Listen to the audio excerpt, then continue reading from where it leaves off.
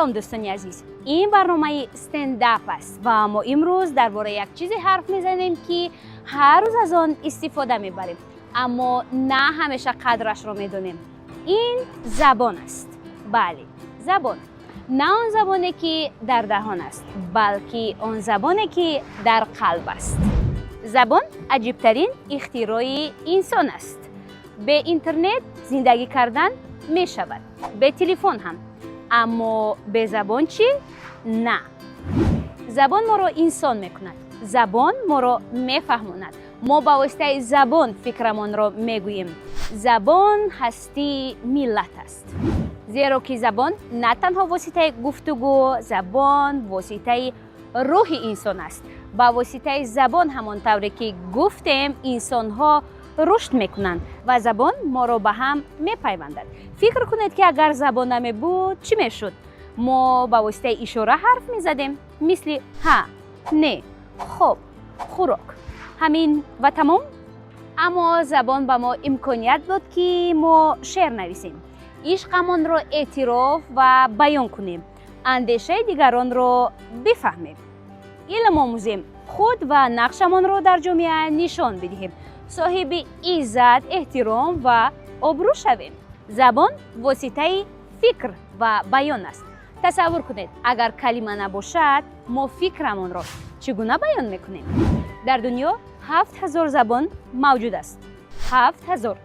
اما در دوام 2 هفته یک زبان از بین می رود، یعنی می میرد. تصور کنید در دوام 2 هفته یک زبان نابود می شود. و با آن چی نابود می شود و از بین می رود؟ سرودها، افسانه ها، فرهنگ و البته تاریخ.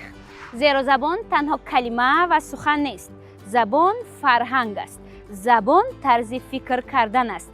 زبان نگاه ما به جهان است. مثلا یک کلمه در یک زبان می تواند معنای عمیق داشته باشد اما اون کلمه در دیگر زبان ها وجود ندارد. یعنی هر زبان دنیا را از تیرزه خود می بیند. و با دلآور وقتی که ما یک سخن را می خواهیم از صدق دل بگوییم، آن را می خواهیم با زبان مادری خودمون بگوییم، همینطور نه؟ ولی بعضا ما خودمون زبان را ویران میکنیم، مثل بای بای، سوری، لایک بیمون. بعضا حالت این سخنی ما رو کلانسالان نمیفهمند و بعد بعضا شخصانی هستند که هنگام گفتگو چند زبان را با هم آمیخته میکنند. با این واسطه گویا زباندانی خود را نشان میدهند. زرینه، مثل اونی که من میگویم زرینه ضبط رو ادامه میدهیم. خراشو، دوام میتیم. تصور کن اگر همین طور ادامه یابد بعد 50 سال کتاب های ما همین طور نوشته میشوند. نگاه دارد از اون روزها. بله. اما شوخی یک طرف، زبان را باید احترام کرد. زیرا زبان تاجیکی ما چقدر زبان شیرین و شیوا و زیباست.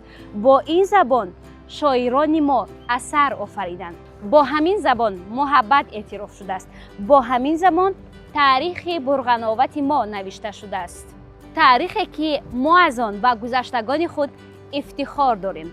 یعنی میتوان گفت که زبان تاجیکی شاخه از زبان فارسی است. یعنی ریشه ما از تمدن‌های قدیم آب میخورد.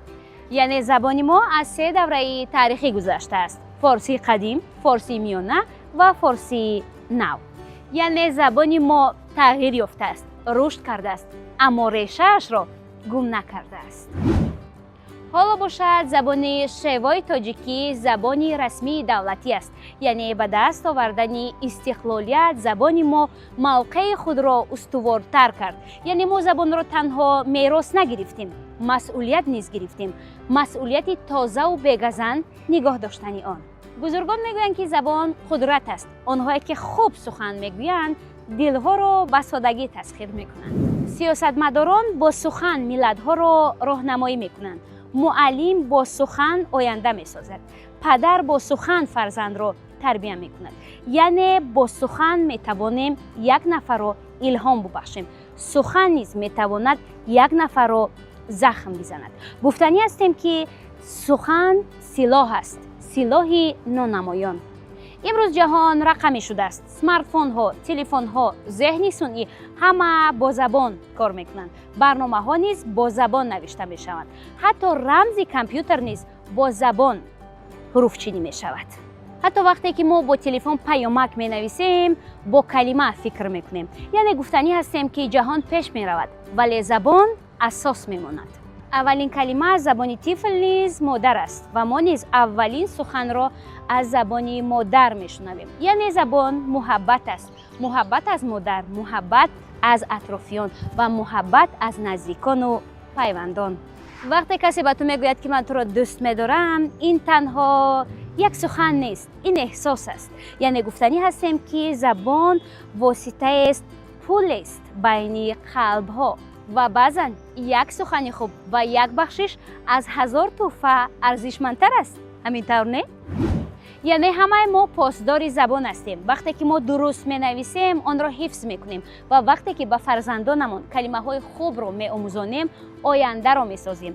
زبان با کتاب زنده است، با شعر زنده است، با گفتگوی هر روزه ما و شما زنده است. پس زبان چیست؟ زبان هویت است، زبان تاریخ است، زبان فرهنگ است و زبان افتخار است. زبان تاجیکی ما باشد صدای نیاگان ماست، صدای تاریخ و فرهنگ ماست. پس بیایید آن را دوست بداریم، بیایید آن را حفظ کنیم، بیایید آن را احترام بکنیم، بیایید آن را پاک و به آلایش به آیندگان میراث گذاریم. زیرا زبان مادری ما برابر آنه که شیرین و گواراست، زبان افتخار ماست.